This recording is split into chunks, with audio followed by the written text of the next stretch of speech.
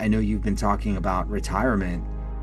I'm going to ask you to tell me a little bit about that because both you and I, we're in our 50s and a lot has changed in society. But it was a Saturday morning. We had just finished working out and you Mhm. were heading into work because a 15-year-old boy that you have oversight for had tried to commit suicide and you felt committed to go watch over him that particular day. So we had a chance to talk a little bit about what you do. I feel like the roles I play, there's so many. So we literally have this conversation quite a bit in our profession, because you feel like you work with kids, you work with the juvenile population, kids who've been in trouble with the law, um, but yet you have to be a parent, yet you have to be an educator, yet you have to be a therapist, you have to be a positive role model. You have to be uh, confident. You have to be resourceful. And there's just a few that just popped out of my head, I promise. There's probably 20 more, but like, just to start off, these kids just are looking for someone to help them. You're essentially a juvenile parole officer. Yeah, that's what I would say. Juvenile parole. Yep, Okay. yep, yep. What does that mean? What is it? What is a juvenile parole officer? In other words, these young men or women are committed to the state. They're committed to the state. So when they're committed to us, that means they're under our, I'll just say, our jurisdiction until they're either 18 years of age or up until the age of 21. 21 would be the more severe cases. 18 is the normal. Like, in other words, I'll say normal as in, if you've committed misdemeanors. If you committed felonies, those are the kids, those guys have the chance, the unfortunate position to be committed till they're 21. Because again, those charges are a lot more serious. I have to kind of set up, we call it an assessment, we call it a plan, we call it aftercare. Again, a lot of different terminology, but basically saying, okay, you've come to us. This is what we're going to do with you based on history, based on your family situation, your education, your peers, your uh, drug use. An example, let's say there's a problem with your personality, there's some personality disorders, let's say there's some behavior problems. In other words, let's just use education as an example. Maybe they're on an IEP, maybe they've been expelled, their grade level is well below where they should be at. um, how about counseling, set up therapy, you know depending on what the issues or concerns are in terms of their psychological state of mind. In other words, okay, kid's got a substance abuse issue. Obviously, we're sending them to get help with drug and alcohol. Kid has a problem with anger management. Well, we're going to send them to some groups, um, but making those referrals to get these kids the help that they've never had, if that makes any sense. They're coming in trouble. They're coming in having all these problems since they were young. I mean, that's why my favorite line, Randy, is, we get these kids, just say, oh, I just got a kid as an example, 16 years old, got committed to us. Well, he didn't just start this behavior. These behaviors have been going on since they were little kids. But now they've come to a point where they've reached a surface, and these kids have become young adolescent teenagers and just having these thoughts and feelings and trauma history and problems, and in the school, in the community, with peers and family, and now having to deal with all that stuff. These kids are coming in, and there's so much in that package. There's so much in that kid's past, his presence, that no one, or the family, or the courts or the schools have dealt with, have worked with, and now all of a sudden they're in committed to us, and now we need to help them, and try to turn their life around, make new choices, get rid of that old behavior. It's not overnight, so that's the biggest struggle I have is, in other words, well, the kid's going to do a period of time in a program, and he's going to work on these issues. Okay, but did I just tell you it's been going on for 10 years? And now you want it fixed, you want it moving forward in a positive direction. And just use a small example.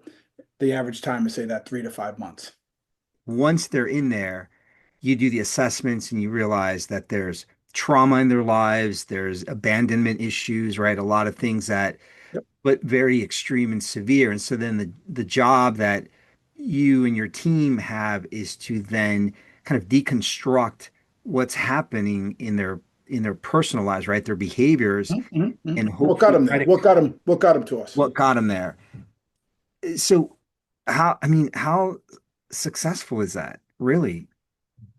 Well, let me just backtrack one part of that too. Um, we have to prioritize. So just to tell you, we talk about all these issues and all these things that these kids are coming in with.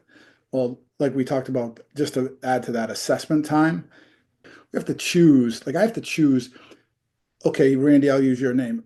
Okay, Randy, your number one priority to help move forward, to improve uh, your life moving forward, so you don't come back to us, so you don't come back into the system. If we don't prioritize that, like I said, there's too much. It's too much. So the goal is always to say, hey, Randy, we're going to assess you, but let's really find out what the number one problem is that you're really struggling with, that really brought you to us, that got you to where you are today. Because if we just go, let's just deal with 10 things, it's overload. It's too much. Their brain doesn't develop like that. And it's just too many pieces to a puzzle. What you're trying to solve for is a lot of childhood trauma Yeah. that's occurred, that's created like severe childhood trauma Not that in all cases, not in all. I don't know. You're absolutely right, but not everyone, not everyone. But again, a good percentage. I will admit that.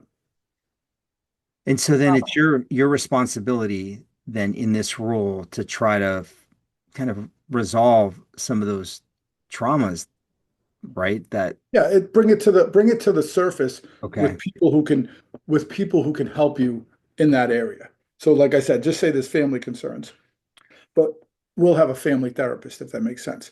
I'd make the family sit down with their son or daughter. Let's talk as a group because as we're well aware, and let me rephrase that. 9 out of 10 of these kids are from a dysfunctional single parent family.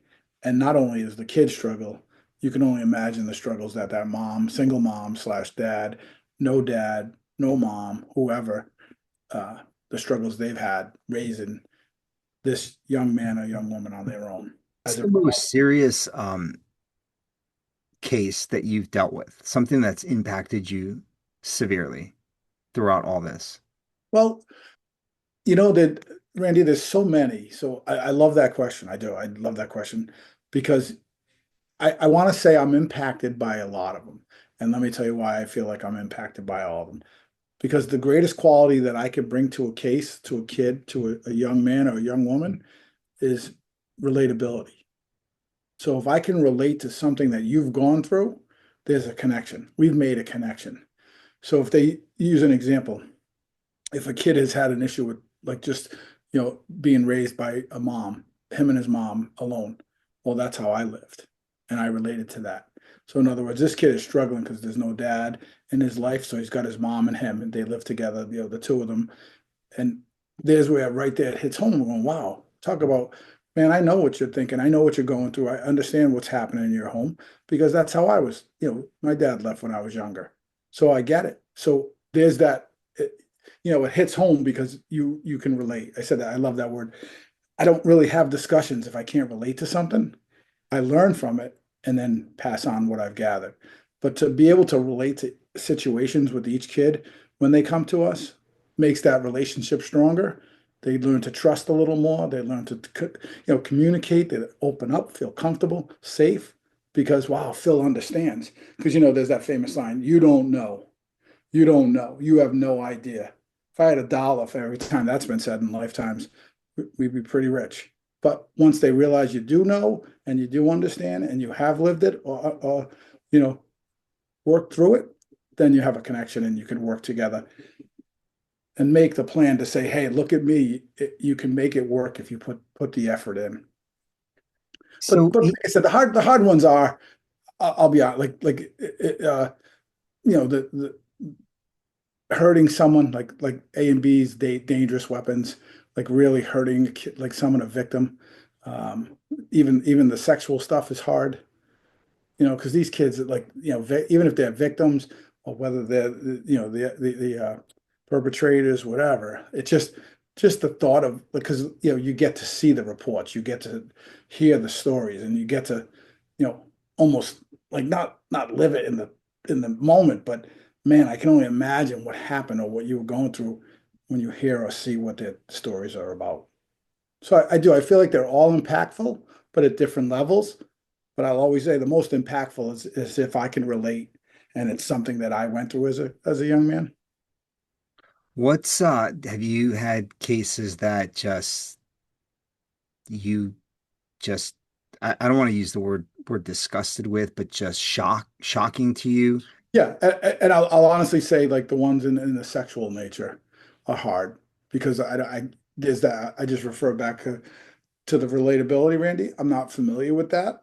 I never was brought up with my peers or friends or people I knew who were, just using an example, sexual predators, offenders, things like that. So that's the one area in life that I just go, wow, like what got you to that point, or how did you get that to that level of committing that type of offense or that, you know, behavior.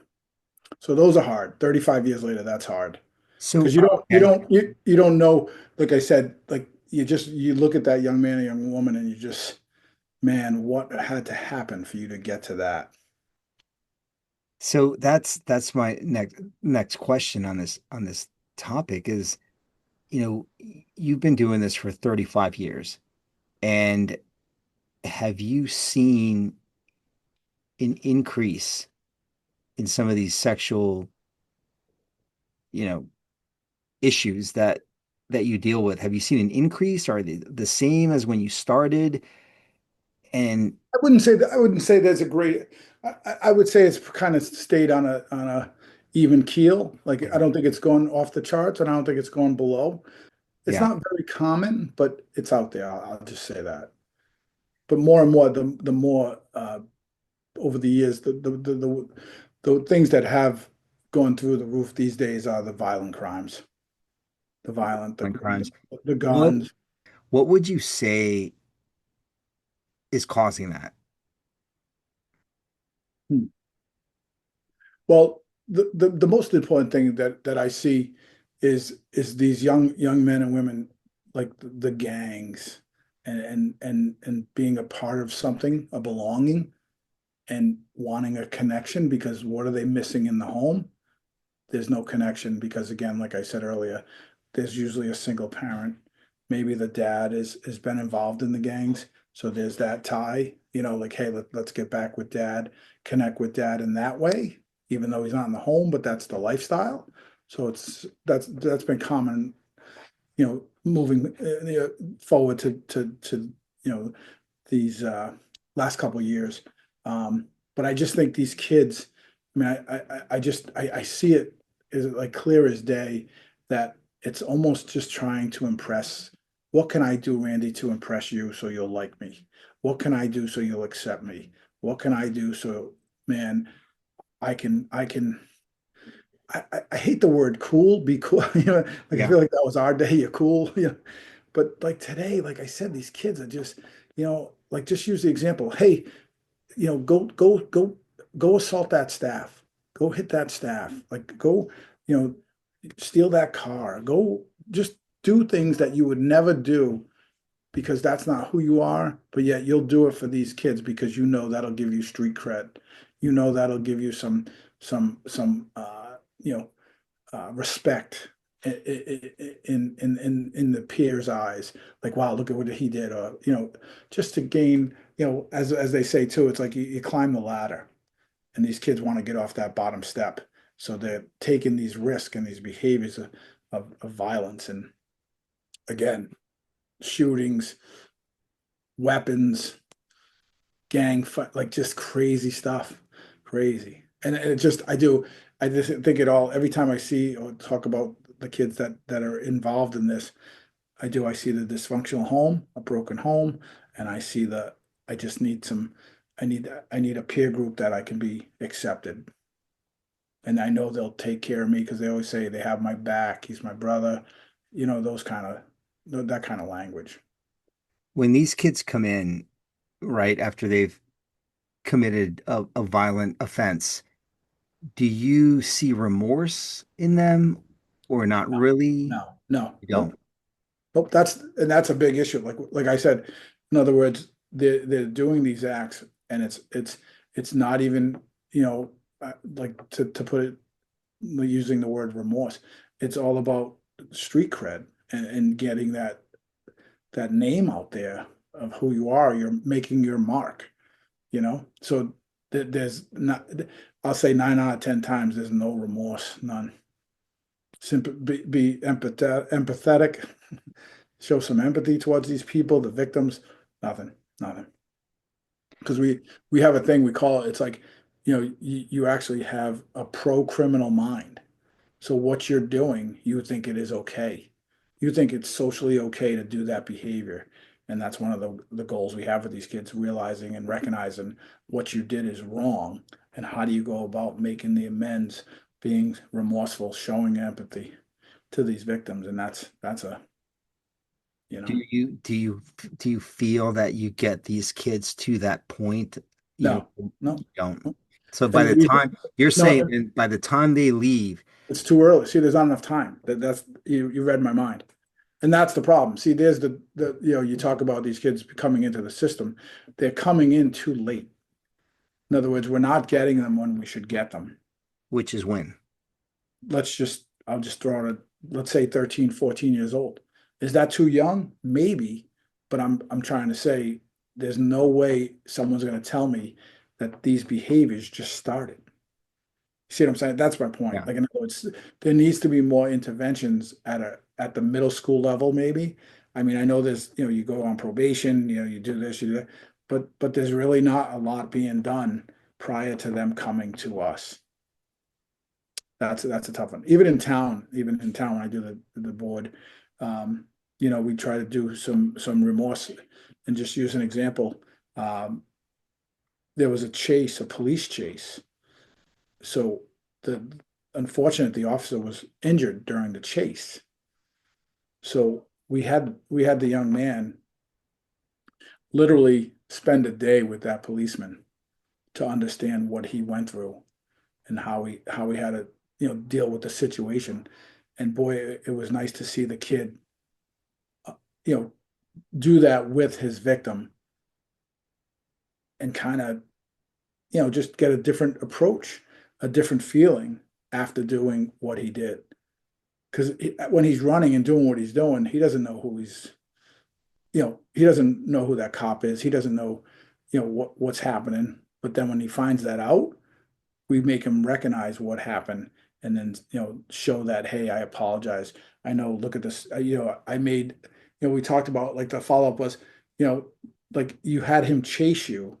And yet, what did you do? You took away from, say, there's a major crime going on in the area or something more serious. You took the police away from that because you chose to run, and he got to see these calls where there was emergencies and tough situations, and the kid kind of got a better understanding. So it's almost like you want that connection and see what they deal with and what we're going through to really get the full picture.